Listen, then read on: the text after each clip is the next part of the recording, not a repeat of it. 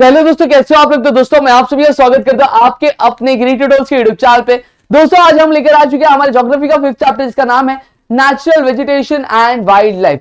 जी हाँ दोस्तों, अगर मैं यहाँ पे बात करूं आपके, तो इससे पहले ऑलरेडी हमने जो 4 चैप्टर्स आपके जो है कंप्लीट कर लिए ज्योग्राफी के वन शॉट की। अगर अब तक नहीं देखा है तो जाके प्लेलिस्ट में फटाफट चेकआउट कर लीजिए, आपको सारी चीजें क्या वहां पे मिल जाएगी। और साथ ही साथ अगर इंस्टाग्राम पे फॉलो नहीं किया तो दोस्तों क्या करो, लिंक जो है डिस्क्रिप्शन में दी है, फटाफट से जाके फॉलो करो क्योंकि वहां पे भी आपको कई सारी जो चीजें वहां पे मिलने वाली है। तो चलिए शुरू करते हैं हमारे आज के सेशन के साथ। अब अगर आपने पिछला चैप्टर देखा होगा तो आपको पिछला और पिछले के पिछला यानी 3rd चैप्टर और 4th चैप्टर की सीरीज देखी होगी, तो आपको वहां पे पता चला होगा कि कहीं ना कहीं जो ब्राजील जो है हमारा कहां लोकेट करता है, यहां पे नहीं लोकेट करता है, ये हमारा अर्थ है। अर्थ का ये 0 डिग्री अपना इक्वेटर है। अब ब्राजील जो इस वाले पार्ट में क्या करता है, लोकेट करता है। समहाउ उसका जो कुछ पार्ट है वो नॉर्दर्न हेमिस्फीयर में भी लाई करता है और कुछ पार्ट जो आपका सदर्न हेमिस्फीयर में भी लाई करता है। यानी इस हमें ये पता चलता है कि 23 degree and half minute 23 degree and half में, तो यहाँ पे ये जो होता है वो ट्रॉपिकल रीजन में इसको कंसिडर करते हैं। सही बात है। और इस रीजन में जो गर्मी होती है वो बहुत ज्यादा रहती है क्योंकि इक्वेटर के नजदीक है, तो सन की जो रेज होती है वो डायरेक्टली पड़ रही। सही बात है कि नहीं बात है। अब यहाँ पे जब आपने 9th स्टैंडर्ड में पढ़ा होगा, जब हीट ज्यादा होती है, जब हीट ज्यादा होती है तो एयर क्या होती है, एयर की जो होल्डिंग कैपेसिटी होती है वो रेज हो जाती है और साथ ही साथ जो वाटर होता है वो इवापोरेट होने लगता है, उसके जो मॉलिक्यूल्स लाइट हो जाते हैं। सीधी सी बात देते हैं, आप एक गैस हो, गैस पे एक बर्तन रखा है, पानी रखो, जला दो, क्या होगा आप देखोगे जैसे ना, तो पानी जैसे जैसे गर्म होता जाएगा ना, उसके जो मॉलिक्यूल्स होंगे वो क्या होने चेंज होने लगे किसको से गैसियस स्टेट में, और वो क्या ऊपर जाने लगे। और जब ऊपर जाएंगे ना तो स्पीड जो होती है वो भी रेज हो जाती है क्योंकि जब पतीला गर्म हो रहा है तो साथ ही साथ उसके बाजू का जो एयर होता है वो भी गर्म हो जाता है, जो क्या करता है उसको फटाफट से क्या ऊपर ऊपर की तरफ क्या भेजता है। समझ में इतनी चीजें क्लियर हो गई। अब उसी पे ढक्कन लगा दो, क्या लगा दो, ढक्कन लगा दो। अब ढक्कन लगाओगे तो सारे जो एयर है, सारे जो इवापोरेट हो रहे जो मॉइस्चर्स है वो जाके एक सर्टेन चीज पे क्या रुक जाएंगे और फिर उसके बाद निकालोगे तो आपको दिखेगा जो प्लेट पे छोटे छोटे क्या वाटर ड्रॉपलेट्स आपको देखने क्या मिल जाएंगे।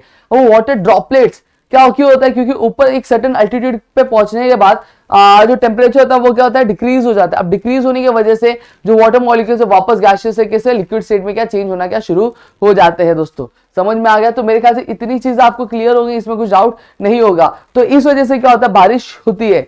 तो अब यही प्रोसीजर होता है, जहां पे गर्मी ज्यादा होगी तो वहां पे ये जो प्रोसीजर होगा बहुत फटाफट होगा।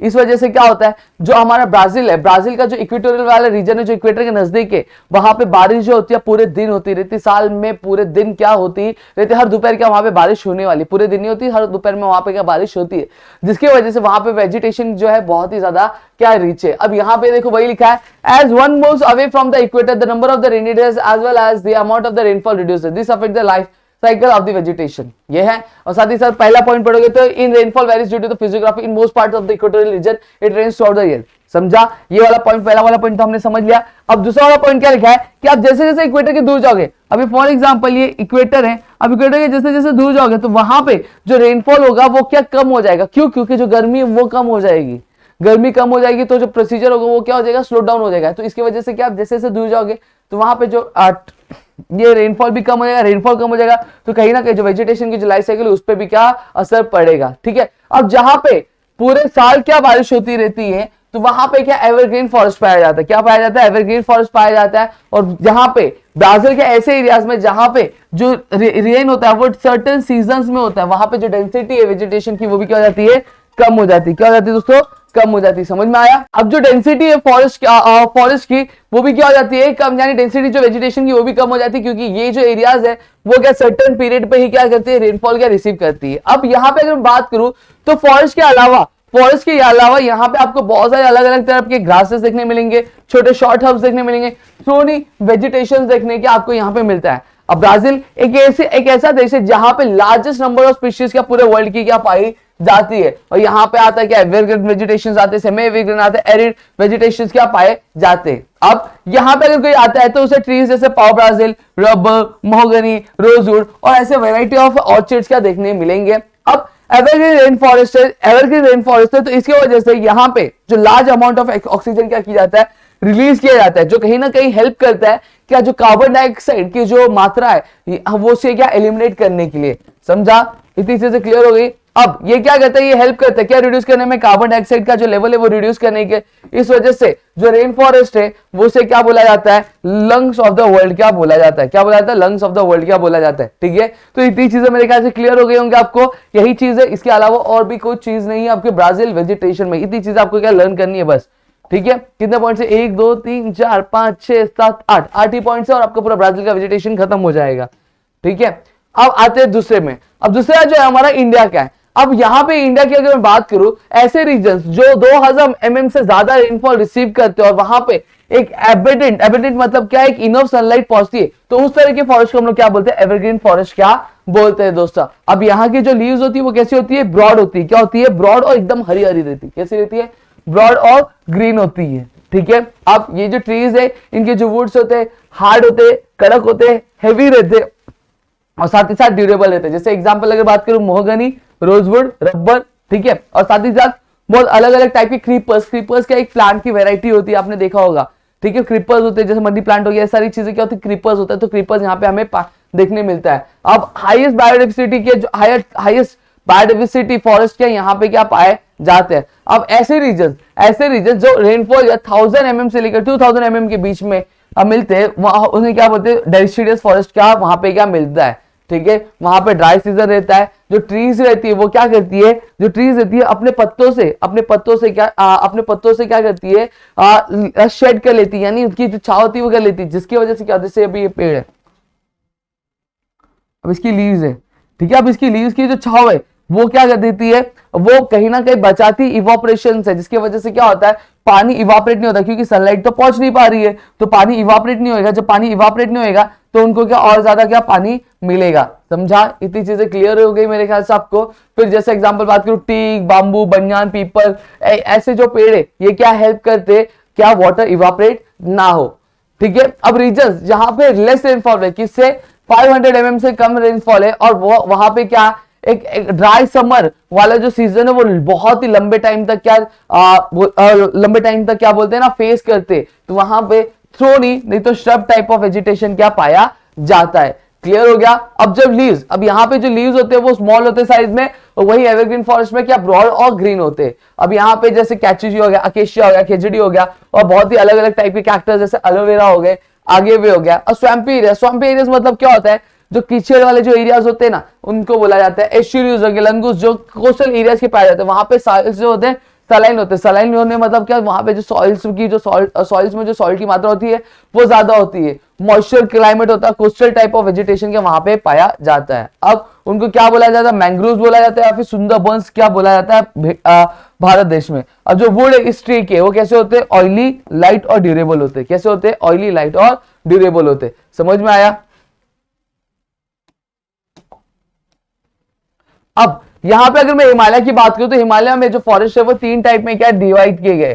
ठीक है, सबसे पहला हाई एल्टीट्यूड पे। अब ऐसे एरिया जो हाई एल्टीट्यूड पे लोकेटेड है, वहां पे सीजनली फ्लावरिंग ट्रीज क्या पाए जाते हैं। अब ऐसे एरिया जो मीडियम एल्टीट्यूड मतलब क्या होता है दोस्तों, हाइट होती है, क्या होती है, हाइट होती है। मीडियम हाइट पे वहां पे कॉनिफरस ट्रीज जैसे पाइन, डिओडार, फिर और ये सारे पाए जाते हैं। और फुट हिल्स पे मिक्स फॉरेस्ट, क्या फुट हिल्स मतलब क्या होता है, जो निचले वाला ऐसी जगह जहां पे जो मीडियम एल्टीट्यूड वाला जो रेंज है वो खत्म हो रहा है और लोअर एल्टीट्यूड वाला क्या चालू हो रहा है, उसको हम लोग क्या फुट हिल्स बोलते हैं। ठीक है, अब इसमें क्या इंक्लूड होता है, coniferous, deciduous type of forest क्या पाया जाता है। लेकिन यहाँ पे जो प्रोपोर्शन है साल ट्री का वो क्या ज्यादा है। तो ये आपको जो नाम है, क्या हाईएस्ट एल्टीट्यूड पे किस तरह के पाए जाते हैं, मीडियम एल्टीट्यूड पे किस पाए जाते हैं, और फुट हिल्स पे किस तरह के फॉरेस्ट पाए, ये आपको क्या लर्न करना पड़ेगा। तो यहाँ पे अगर मैं बात करूं तो दोनों ही देशों यानी इंडिया और ब्राजील दोनों के ही हमने क्या किया, हमने जो है आपके वेजिटेशन वाला पार्ट जो है वो कंप्लीट कर लिया है। अब चलेंगे हमारे नेक्स्ट वाले पार्ट पे। ठीक है, जो है हमारा वाइल्ड लाइफ का। अब यहां पे अगर मैं बात करूं तो देखो, इस चैप्टर में मैंने ऑलरेडी बताया कि इस चैप्टर में इतना कुछ समझने वाला नहीं, ऑलरेडी जो कंसेप्ट आपके आपने 3rd चैप्टर और 4th चैप्टर में कंप्लीट कर लिया है।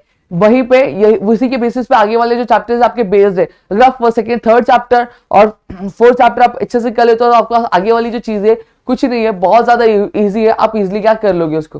ठीक है, अब यहाँ पे आते हैं। अब एक ग्रेटर डाइवर्सिटी, एक बहुत ज्यादा डाइवर्सिटी क्या हमें देखने मिलती है। ठीक है, वाइल्ड लाइफ के पूरे ब्राजील में, और इस तरह की जो डाइवर्सिटी आपको ब्राजील में देखने मिलेगी वाइल्ड लाइफ को लेके, वैसी कहीं पे भी आपको नहीं देखने मिलेगी, भारत देश में भी नहीं मिलेगी। मतलब भारत देश का पूरी जो कंट्री है, पूरे जो country all over the world, उसमें कहीं पे भी आपको इस तरह की डाइवर्सिटी देखने नहीं मिलेगी। ठीक है, अब जो स्वैम्पी एरियाज होते हैं, स्वैम्पी एरियाज क्या होता है मैंने ऑलरेडी बताया, वहां पे स्वैम्पी एरियाज जो पंटनाल के, वहां पे ह्यूज एनाकोंडास के पाए जाते हैं, ह्यूज एनाकोंडा पाए जाते हैं। ब्राजील में जूनिया पेक, crocodiles, alligators, monkeys, pumas, leopards, ये सब पाए जाते हैं। ठीक है, अब उसमें से बहुत सारी फिश की वैरायटी पाई जाती है, मेनली स्वॉर्ड फिश जो होता है वो पाया जाता है इस सीज में। वहीं पे पिंक डॉल्फिन और आपका पिरानास भी क्या रिवर्स में क्या पाया जाता है। अब कोंडस जो बहुत ही ह्यूज होते हैं साइज में और बहुत ऊंचा उगते हैं, ऊंचा उड़ते हैं स्काई में, वो भी पाए जाते हैं। बहुत सारे अलग अलग टाइप के पैरट्स, मकाओस, फ्लामिंगोस जो कि मेजर बर्ड है यहाँ पे पाने वाले। ठीक है, अब बहुत सारे इंसेक्ट्स होते हैं, मिलियन ऑफ इंसेक्ट्स, जो इंसेक्ट्स की वेराइटीज होती है वो भी पाई जाती है यहाँ पे। ठीक है, एज अ रिजल्ट ये जो वेराइटी है वो जो वाइल्ड लाइफ है ब्राजील का, वो बहुत ही ज्यादा रिच और डाइवर्स, रिच मतलब बहुत ज्यादा है, डाइवर्स मतलब बहुत ही अलग अलग प्रकार हमें क्या देखने मिलते हैं। अब जो डिग्रेडेशन है एनवायरमेंट का वो यहाँ पे हो रहा है, जैसे इलीगल स्मगलिंग होता है वाइल्ड एनिमल्स का, जो स्लैश बर्निंग होता है एग्रीकल्चर का, डिफॉरेस्टेशन होता है यानी पेड़ों को काटा जाता है, पोल्यूशन बहुत ज्यादा होता है। ठीक है, इंडस्ट्रीज जो आपकी सेटल्ड है। फिर ब्राजील क्या ये जो प्रॉब्लम है क्या फेस कर रहा है, बहुत सारी जो स्पीशीज है वो क्या हो रही है, वो इस कगार पे आ गई कि अब वो एक्सटिंक्ट होने वाले, यानी लुप्त होने वाले, कि आगे आने वाली जनरेशन उनको देख नहीं पाएगी, क्योंकि उनके बारे में जान नहीं पाएगी। ये जो इश्यू आपका जो ब्राजील क्या फेस कर रहा है दोस्तों। ठीक है, इतनी चीजें क्लियर हो गई होंगी मेरे ख्याल से, आपको इसमें कुछ डाउट नहीं होगा। यही चीज है, बस आपको लर्न क्या क्या करना है कि किस तरह के एनिमल्स पाए जाते हैं, क्या सारी चीजें पाई जाती है, यही आपको क्या लर्न करना। बस 1 2 3 4 ही पॉइंट है, 4 से 5 पॉइंट करोगे खत्म हो गया आपका पूरा सिलेबस, खत्म, पूरा ये चैप्टर खत्म हो जाएगा। पहले में 8 पॉइंट लर्न करने थे, इसमें 4 पॉइंट लर्न करने, इतना तो आप कर ही सकते हो।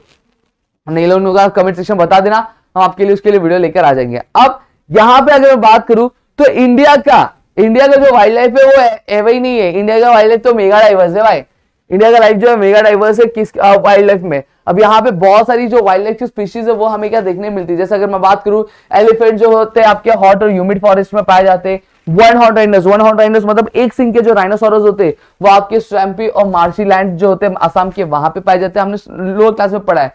वाइल्ड एस और कैमल्स जो होते हैं वो एरिड लैंड्स में पाए जाते हैं, डेजर्ट एरियाज जो होते हैं वहां पे ज्यादा पाए जाते हैं। स्नो लेपर्ड और याक्स जो होते हैं वो आपके स्नो कैप यानी जो हिमालय वाला हमारा रीजन हो गया वहां पे पाए जाते हैं। फिर जो इंडियन बाइसन्स, डियर, एंटीलोस, मंकी, ये आपके पेनिनसुला रीजन मतलब ये वाले रीजन में क्या पाए जाते हैं आपके।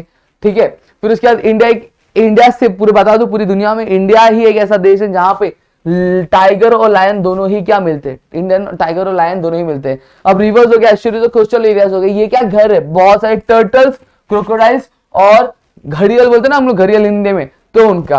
अब फॉरेस्ट और वेटलैंड से ये क्या शेल्टर है बहुत सारे बर्ड्स का, जैसे पिकॉक्स हो गए, इंडियन बस्टर्ड हो गया, किंग फिशर हो गया, फिशेंट्स हो गए, डक हो गया, पैराकिट्स, क्रेन, पिजन्स। अब ये सारी जो स्पीशीज है वो क्या बनाते हैं, एक लैंड बनाते हैं, यूनिक हैबिटेट बनाते हैं, किसका, वाइल्ड लाइफ का। क्लियर हुआ। फिर बहुत सारे जो स्पीशीज है वाइल्ड लाइफ के वो क्या वर्ल्ड पे क्या एक्सटिंक्ट यानी गायब होने के, सेम चीज प्रॉब्लम हमारे इंडिया में भी हो रहा है जिस तरह ब्राजील में हो रहा है। ठीक है, जिसकी वजह से पॉल्यूशन हो रहा है, रैपिडली पॉल्यूशन हो रहा है, और जो डिफॉरेस्टेशन की प्रॉब्लम हम क्या फेस करें। जैसे एग्जांपल बात करूं तो चीतास क्या कहीं ना कहीं ये क्या है ऐसे कगार पे आ गए जहां पे ये क्या आप गायब होने वाले। अब गवर्नमेंट ऑफ इंडिया ने बहुत सारे क्या national park, wild life sanctuaries, फिर क्या बात करूं बर्ड सेंचुरीज, बायोस्फीयर रिजर्व्स क्या बनाए, ताकि ये सारे जो प्रॉब्लम्स हम क्या फेस कर सकते हैं और हमारे जो बायोडाइवर्सिटी उसको क्या हम लोग प्रिवेंट कर सके, और हमारे आगे वाली जनरेशन जो भी है ये बायोडाइवर्सिटी को क्या जान सके, देख सके। तो आई होप आपको इतनी चीजें क्लियर हो गई होंगी, इसमें कुछ डाउट नहीं। अगर कुछ डाउट है तो प्लीज कमेंट सेक्शन में जरूर बता, और साथ ही साथ अगर वीडियो अच्छी लगी तो प्लीज वीडियो को लाइक करिएगा, चैनल सब्सक्राइब नहीं करा तो चैनल सब्सक्राइब करना, अपने दोस्तों से शेयर करना, ताकि हम ऐसे इवेंट्स और वीडियोस आपके लिए लेकर आ सके और आपका जो रिवीजन है वो पूरा हम लोग कंप्लीट करा सके दोस्तों। तो चलो मिलेंगे हमें नेक्स्ट वीडियो में, तब तक के लिए घर पे रहिए सुरक्षित, अपना ध्यान जरूर रखिए दोस्तों।